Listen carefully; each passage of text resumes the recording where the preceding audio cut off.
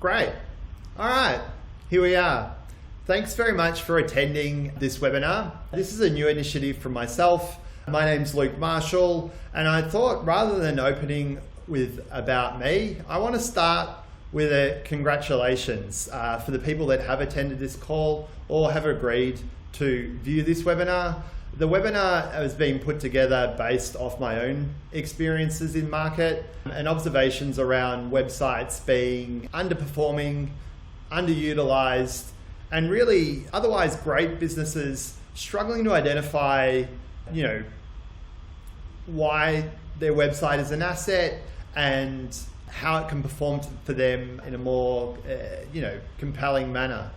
And so by you taking action and jumping onto this webinar or agreeing to view this webinar, congratulations. There are a number of business owners that have websites, that they're focused on other areas of their business. They don't see it as a valuable asset.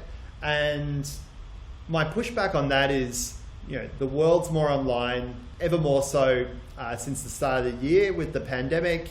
And most people are looking for answers and pain points. And so what I intend to share with you today is some tactics on how to leverage that web asset, how to get people to that web asset, and also determine why it is not working for you. Most businesses should be able to say how many leads are coming through to that website or how many inquiries, and be able to put a number against it in terms of time spent either on hosting, creating content, or managing the website, and then the output in terms of sales and revenue that you get from that asset. And if you're struggling to answer some of those questions, I've got some information for you today that'll help guide you and get you through that. So a bit about me. Some of you are familiar with me and in my network, and some of you haven't heard of me at all before. So my name's Luke Marshall. I'm a digital marketing professional who has worked in the space for just over 13 years, and both from a, digital marketing perspective and a sales perspective. I've worked for two of the big tech companies, Google APAC in a role in Singapore, and then Sydney, and then relocated to Melbourne and worked for Facebook Australia. I've actually done other things too. I've worked within agencies and advised on some of the biggest advertisers in both the world and Australia, and then also dip my toes in and out of the startup space. I know on this call we've got a few more emerging businesses, and one of the things that keeps me honest is translating some of the advanced digital marketing strategies and tactics that some of the biggest advertisers have applied, and then distilling them into more actionable, tactics for more emerging businesses as well. And I've played in both ends. I've lived abroad. I mentioned Singapore earlier. I love food. Traveling is fun. I enjoyed my time overseas and getting visibility on other markets. But Australia is home, and travel, like it or not, is currently a bit throttled at the moment. So before I jump into it, I thought it'd be good for you to get to know me personally as well. So I enjoy running, electronic music, writing. If you've got a book recommendation and you hear from me an email, please follow up with one for me. I also meditate, and actually this morning I went for a run and dipped in the cold ocean. So how's that for meditation? Cool. That's enough about me. I just wanted to give you some of my creds and give you an understanding of where I'm coming from. But today is about you and just giving you the information that you need to make sort of informed decisions about one of your most valuable assets. So what we'll start with is a quick website spot check, which will help you sort of look at what sort of questions to ask and consider when evaluating your web asset. Sort of identify the reason why websites are hard to get working. And if we zoom in on what I mean by get working in my sense of the definition is giving you sales, or giving you leads that convert to sales, or giving you revenue. If it's not doing those things, in my opinion, a website is a bit of an underutilized asset, and I'll show some guiding prompts that will help inform you around that as well. I've got so many things I want to share with you, but there's only so much time we have today. So what I'm going to do is share 3 tactics that I think are sort of quick wins that you can use to evaluate performance of your website. These, what typically happens when you start advertising as a business, how to get a sales team on board with using the website as an asset, and I'll talk to what that means. And also enhance your understanding of what happens when customers are going to your website and walking away. So there's sort of 3 tactics that I want to share with you. All these tactics wrap into a much broader framework that's sort of outside the scope of this webinar. I call this the JAM framework, and that stands for Journey, Assets, and Measurement. So those things all feed into your business and the audience you serve. And I'll talk to what that framework means and how that helps, as it's a way of looking at a web asset and also your marketing more generally holistically, and sort of identifying what levers you can pull to optimize for where and when.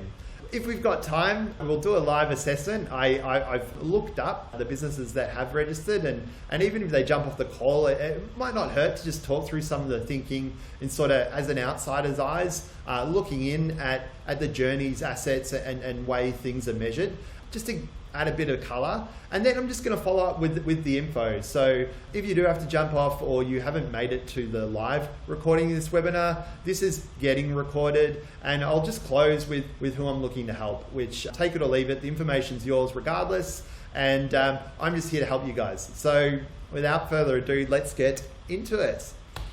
So a quick website spot check. Now, websites mean different things for different people, and I guess the fundamental questions that you sort of want to start with, and so how long is a piece of string question, but the fundamentals would be, in a spot check, how many visitors come to your site each month? Cool. So that's a relatively easy one. We'll talk through some answers on the following slide, but if you can't answer that question, that's definitely a fundamental that needs to be answered. How many contact your business? So of the visitors that are coming to your website each month, how many of them are going to contact your business? And then of those, how many are converting into sales? These are sort of bread and butter fundamental metrics that I'll ask when I'm working with my clients or prospects around what they need. So some of the answers I've heard over time in 13 years, it can vary, of course, but how many visitors come to your site each month? Some answers I hear are like not many, not enough. Sometimes, and businesses I've worked with quite recently, it's been thousands, and they're all valid answers, and I'll talk through what they mean in the subsequent slides. How many contact your business? Sometimes it's none. Sometimes depending on your business, it can be tire kickers or people just seeking a price and price shopping. And generally, if you're engaging with content like this or have a suspicion that your website could be doing more, generally the answer is not enough. And then how many of them become sales? So sometimes it's none, sometimes it's rarely, and sometimes that sales process is not working for you. The people that are coming to your site and making an inquiry might be trying to sell services themselves, they might be completely underqualified, or there might be no insight into what you're about or what you're doing. And these are all sort of typical problems that are seen with business owners, that their website isn't working. And I just want to dive a bit deeper, because that's quite surface level. I'd sort of spoil it a little bit with the word surface level, and I guess the word's fundamental as well. The problem is, when you're looking at it this way, it sort of oversimplifies the website and what's working. I will turn a bit because we've got my other screen here as well, but if you look at your audience, going into your website and then converting to sales, this is quite a linear way of evaluating performance. And if you break it down and you say, oh, not many people are coming to my website, a solution might be, well, let's get more people. If the website is not getting the right people, the answer might be, oh, we need more content. And if sales aren't happening as a result of what you're doing, you might go, well, we need more audience, or we need more visitors, or we need more traffic, or we need more bookings. Like, there are so many ways this can spin off. And without a more holistic way of evaluating the performance of the website, you can get lost. And I sort of knocked this slide together to sort of help illustrate this point. The problem with digital marketing and websites and digital agencies, consultants, every practitioner under the sun is that when all they have is a hammer, the thing they fix it with is a hammer. And so I'll talk through what this means. There's people that specialize in just Google or Facebook ads. And if your website's not working or working the way you want it to, the answer is you need more Google ads, or you need better SEO. There's a lot of emerging LinkedIn specialists out there that will say you need to be more active on LinkedIn and cultivate relationships there. You might talk to a branding or video production agency, and they will say you definitely need some storytelling and a way to tell your story, and using the power of sight, sound, and motion. Scrolling down the list, you might be told your conversion rates right, email campaigns, or you need some lead magnets.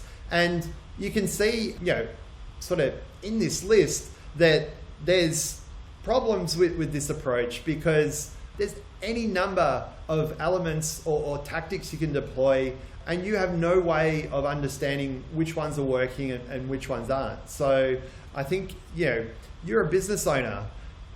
How are you meant to know when there's literally hundreds, if not thousands, of things you can do? And so while I'm going to share tactics with you today, if there's one thing that you leave with this session, it's that tactics are all great, and I've got many in my repertoire and I guess playbook, but without a more holistic viewpoint of how that website's working, both within digital marketing parameters but also marketing parameters, you're literally going to be lost. You can spend $5 on Fiverr getting help with some of these things, or hundreds of thousands of dollars on more sophisticated solutions, and you don't know what you don't know. And so one of the benefits of looking at things a bit more holistically is that you can take more informed opinions around what's working. So with the right understanding of measurement and those journeys and what assets are being used, you might identify that organic traffic works really well for your business, that people are visiting a particular page, which is an asset, and it's not speaking to them. And then you might find that they take multiple visits to get there. All of that is information you can get with the right places to look, and that will inform what you're doing a lot more holistically than jumping into tactics mode. Cool. So I guess that's the problem with a standard spot check. What I also want to call out here is that websites can be really expensive. If you Google how to build a website for any price, you can type in any price, free through to $10,000, $100,000, you will get an answer in Google. There's quite a lot of assets that go into making a website, whether it's branding and design, the hosting itself, the content, the user experience. Any of these elements can be infinite. And so when I'm talking to businesses, I'm generally talking to ones that already have a website, because while there's things that I can help with in sort of helping a business sort of get off the ground and emerge, my area of expertise is not branding or doing any of these things. I'm assuming if you're a business that has a website, that you've done a base level of analysis around engaging a practitioner, getting a website up and doing some branding. With those raw materials, there are ways you can absolutely make it work better. And if you're not quite there yet, just let me know, and I can follow up with some pointers on sort of how to get the right result when you're starting from scratch. But yeah, it's a very expensive process, and I guess you need it to be making money for you. Say you have invested in hosting, branding, creative, content, and put this asset together. If it's not making money for you, it's a cost. And that's just awful. You don't want to be spending money on something that's not working. So I guess this slide sort of helps illustrate what I want to call a simple formula for determining values. So on the left, or maybe you're right, I get wonky when there's a recording and I'm not sure what side things are on. But on one side, we've got cost of creating and supporting the website. Now, this should absolutely be less than the sales that can be attributed to it. If it's not, there's a problem.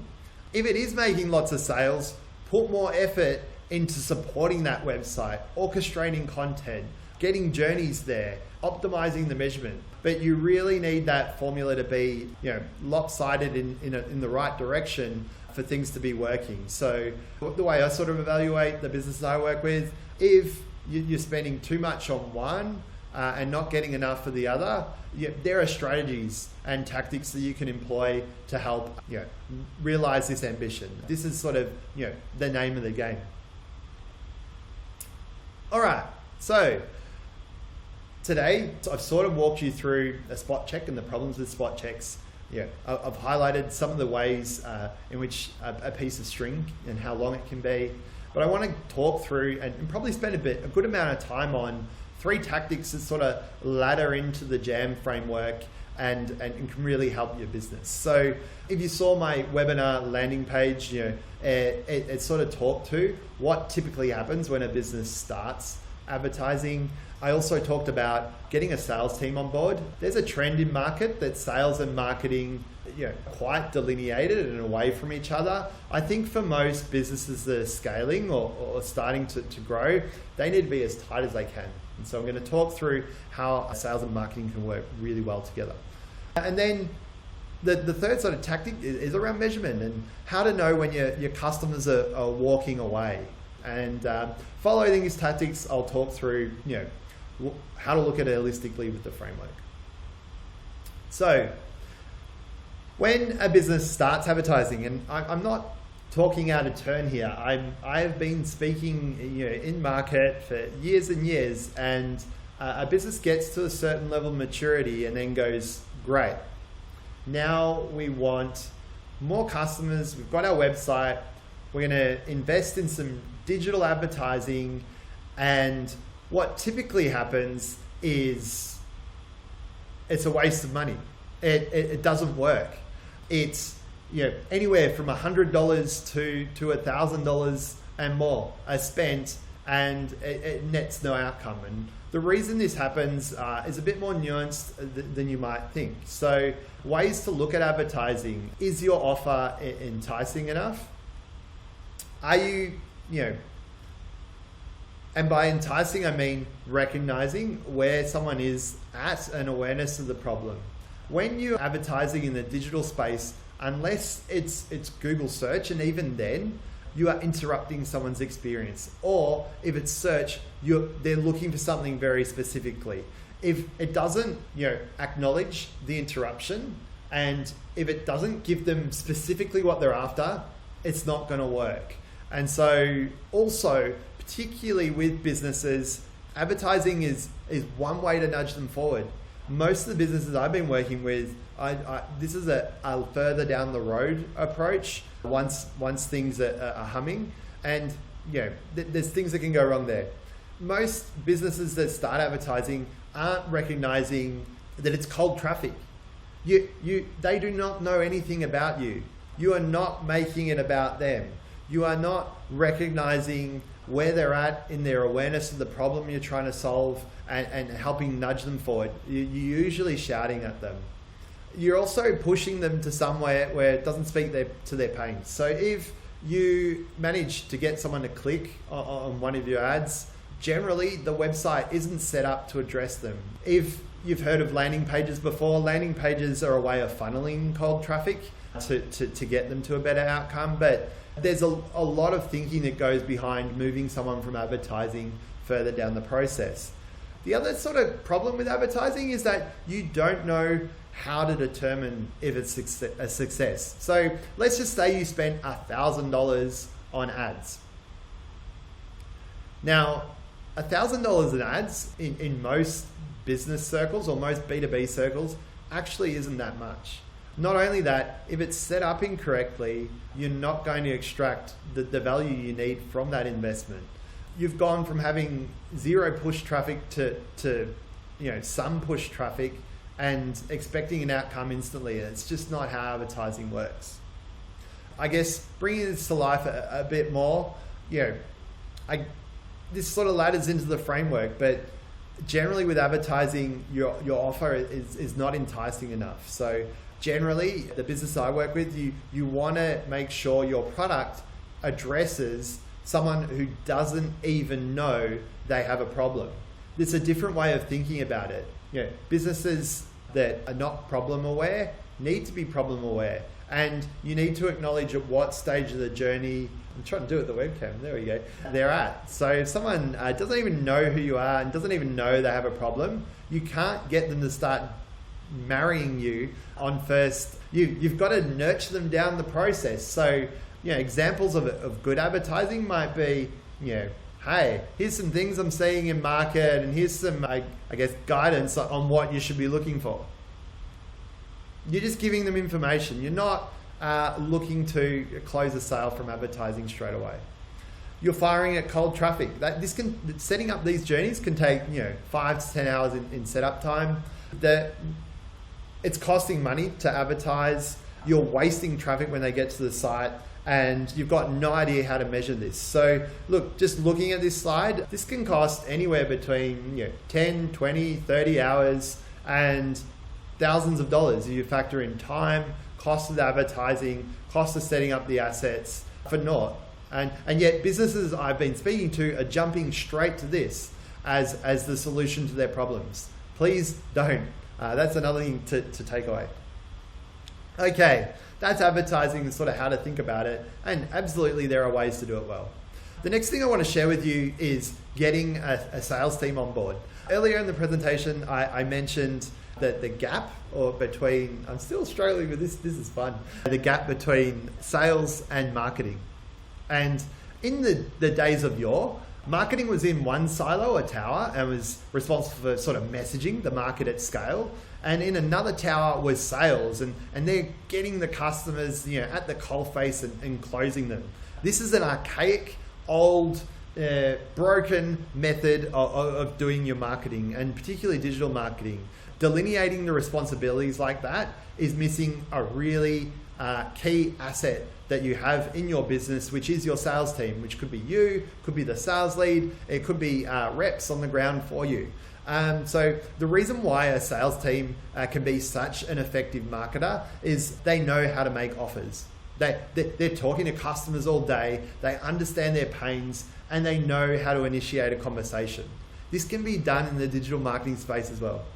They can be proactive and selective with who they reach out to. So it is now infinitely easier to find someone on LinkedIn, to get their email address, to target a very specific segment with some selective advertising and go after them. And sales teams know this audience through and through.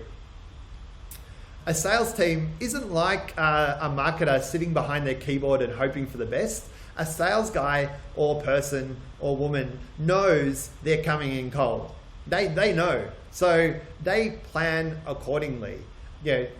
One of the movies that I love is Glengarry Ross and their attention, interest, and DA. I forget the other ones, but Alec Baldwin owns that scene. And a salesperson knows how to get some bait on the hook and get that door ajar. So the journey is pretty sorted. You're making it about the prospect or customer you're targeting and making it about their pains, which is great.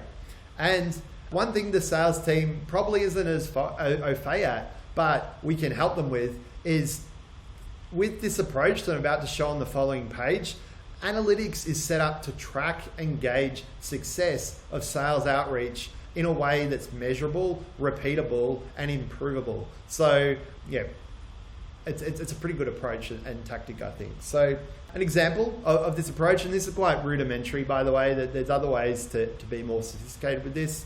But if we think of the salesperson as the digital marketer, an example approach, again, there's many.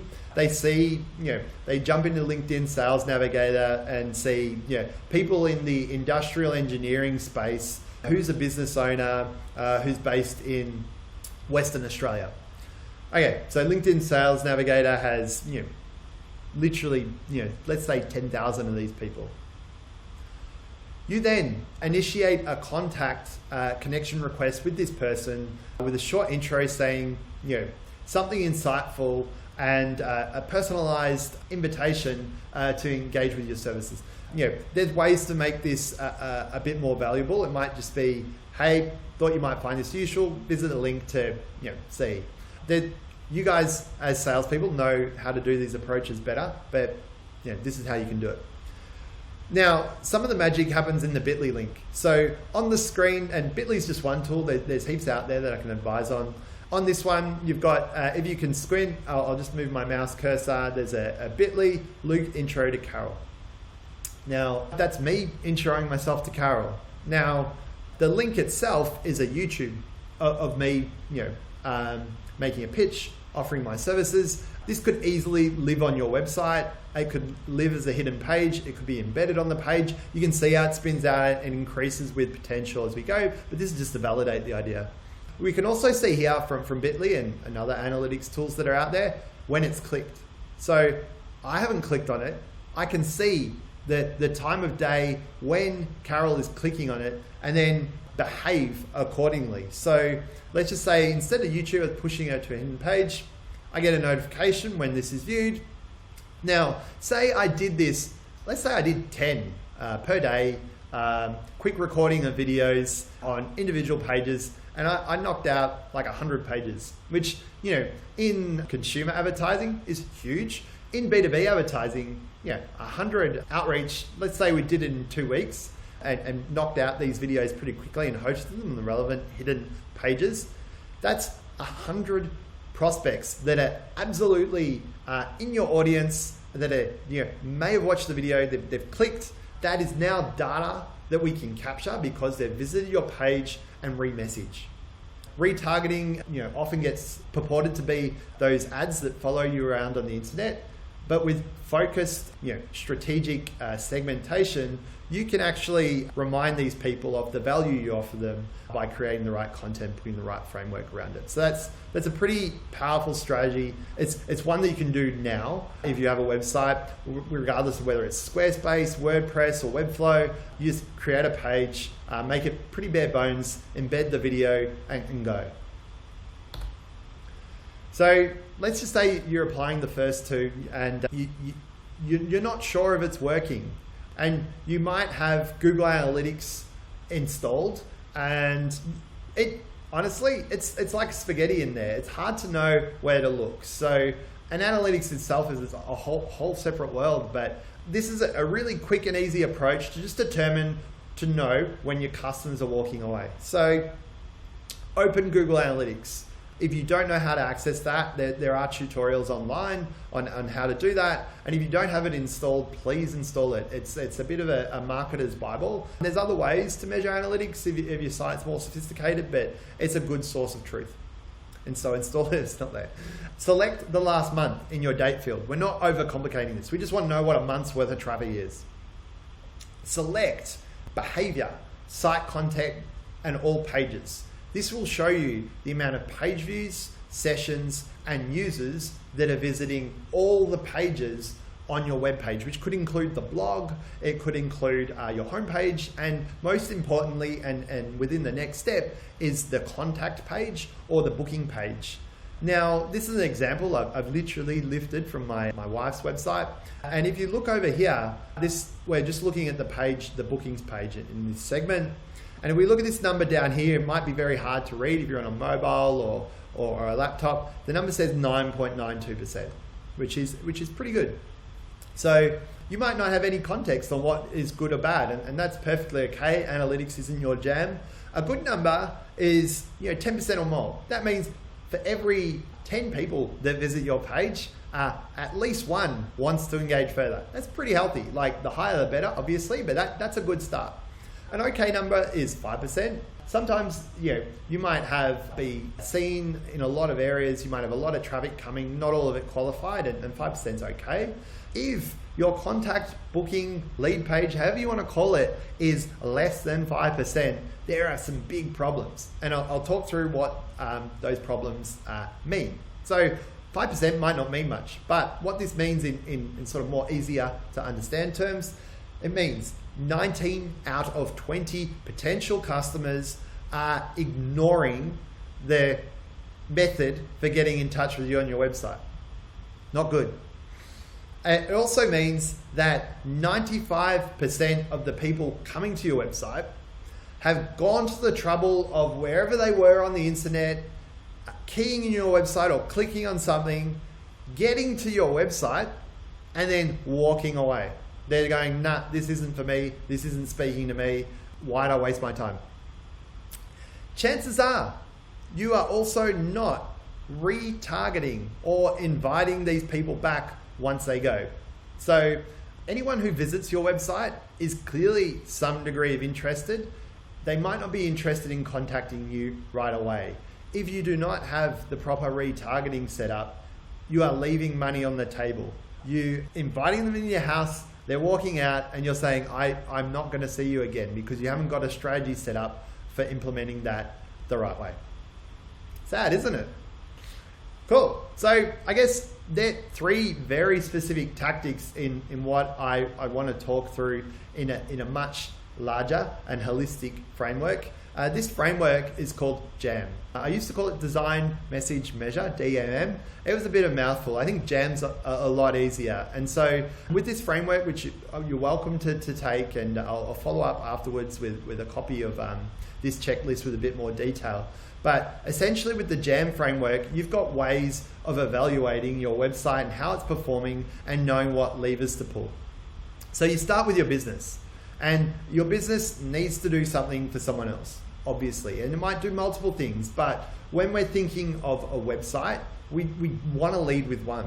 So in this example, your website might be, I solve whatever that specific pain is for X, for Y, your audience. You need to understand who you serve, and by helping them with Z, a specific solution. So, my jam, among some of the things I do, I turn websites into sales machines for business owners by providing frameworks and tools to understand them better. Okay, we had a gentleman register on our webinar called From RDR Waste. Just checking RDR Waste's webpage. We'll jump into a live session in a moment. They make waste solutions for commercial enterprise, and there's probably improvements they can do on the language they use in the website as well. The audience, before you even jump into the jam, you need to understand who you serve. Good understanding of the audience is being able to anticipate what they're going to say, being able to understand where they're at in their understanding of their own pain, and also sort of anticipating and being able to echo things back in their language. So once you know what you're solving for, and once you know your audience, then we get into the fun stuff, the jam. So I'm going to move my cursor around the journeys. Where are they coming from? Where are they at? What stage of problem awareness are they at? And where are we taking them? So an example, Google Ads. So I'm searching for web design. Okay, I know I need web design. We don't know much more about that. So the Google search ad needs to talk to that stage of the journey. LinkedIn, someone might be saying, can someone tag me on a good web designer? Okay, so it's a different environment. If we're going to engage at that stage of the journey, it's a different story to a Google ad. And some of the things I help with is framing up what these optimum journeys are by understanding the measurement and the assets available. The assets. So if you're talking to someone with copy, design, visuals, is it speaking to them? Is it recognizing what stage of the journey they're in? Someone visiting a contact page asset is very different to someone seeing a video on Facebook. And so you need to acknowledge what step of the journey they're in and behave, talk, and speak accordingly. And then measurement. So how are we measuring all this setup? Depending on where you are, it could be an asset that's off your site that you're measuring, or it could be your website itself that you're measuring. And the real true measure is sales. Like if we can't connect the assets that are pushing to the site or what's happening on the site to actual sales, there are solutions and things we can do to wrap it all around that. So when it's hard to sell strategy or show people strategy, it's not very sexy, but when you see the framework and you're like, I need to understand what these things are to design the optimum solution, instead of jumping to a tactic, the penny tends to drop. So I hope that's helpful. Okay, now this is, I guess, the unscripted portion of the webinar. I mentioned my friends at RDR Waste earlier, and just drop a 1 or 2 if you're still on the call and you can see the screen. It looks like you can. So I'm just going to talk through some thinking without any context other than knowing that this is a website in Western Australia, thank you, and that it's a business here. So the website, I'm just doing a spot check here. Look, it's reasonably designed. It says what they do, easy for business, and there's calls to action. There's a couple of things that I want to check here. There's a tool that you can use called Ghostery, and I'll just fire it up now. Told you it was unscripted. There was a warning here, and look, we'll just go here and Facebook Pixel Helper. Okay, so most businesses, when they think about Facebook, they're like, oh, I don't want to talk about my business on Facebook. Facebook retargeting is incredibly powerful. If someone's gone to your website, you can literally pay a relatively small amount to get them back to your website from Facebook. Just doing a spot check here, these guys don't have a Facebook Pixel installed, so they aren't doing that. Another thing that we can check is socials. So often on a Facebook page, when we look, the frequency of the post, okay, they're not posting too much, and that's fine. One thing that I usually like to check is how often they're posting, the time it takes to create that content, and whether it's effective. There's probably other things that we could check as well. Get started. Okay, so I'm literally looking at this live. When we're doing lead generation, what some potential businesses think is optimum use of a lead form. If you look at this lead form, it is extremely detailed. I can guess at the efficacy of this lead form just based on sophistication. I can look, most businesses that aren't familiar with design think, look at it at mobile. Think, I need to qualify this lead as much as I can with people on the website to make sure they're absolutely the right customer for me. I sort of disagree, as you can see with this, what it looks like on mobile. This doesn't work. I'm telling you. Say you had 100 visitors come to this page that are qualified, you'd be lucky to get 1 completing this. Other things you can check are desktop traffic versus mobile. There's so many things you can do, but you sort of get the picture with a live assessment. What I'm hoping, I'm illustrating, is that knowing what to look for is half the battle. And even without access to the back-end tools, there's things you can do to evaluate success of the picture of the website. And knowing how many inquiries are coming through is one of them.